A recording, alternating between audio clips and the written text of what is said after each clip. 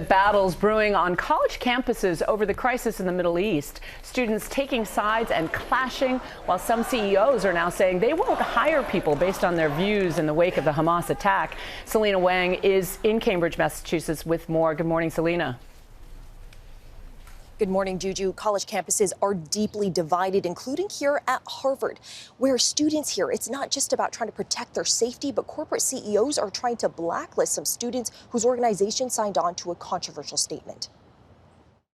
This morning, as protests erupt on college campuses across the country over the escalating Israeli-Hamas war in the Middle East, tensions mounting between some of those student protesters and their potential employers. Harvard now finding itself in the middle of contentious conversation after its Palestine solidarity groups released a statement signed by more than 30 student groups in the wake of the Hamas terrorist attacks, saying they held the Israeli regime entirely responsible for all unfolding violence. For the last 2 decades, millions of Palestinians in Gaza have been forced to live in an open-air prison. CEOs from major corporations like Sweetgreen and FabFitFun calling for the names of the students within those groups to be released. What we wanted to do was try to understand, well, who actually is signing on to that statement? And if people are actually signing on to that statement, we would want to be able to make sure that we're not hiring those individuals.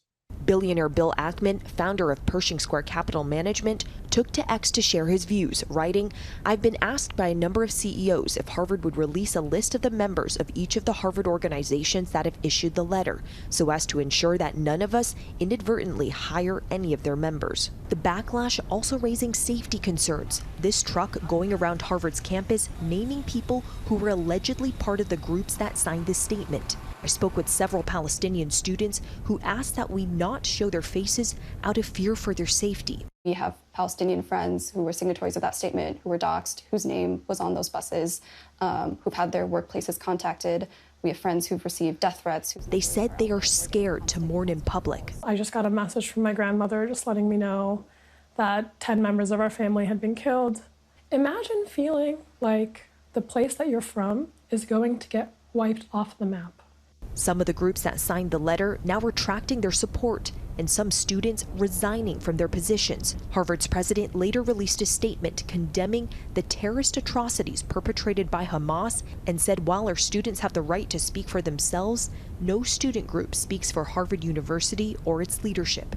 We do not punish or sanction people for expressing such views, but that is a far cry for endorsing them.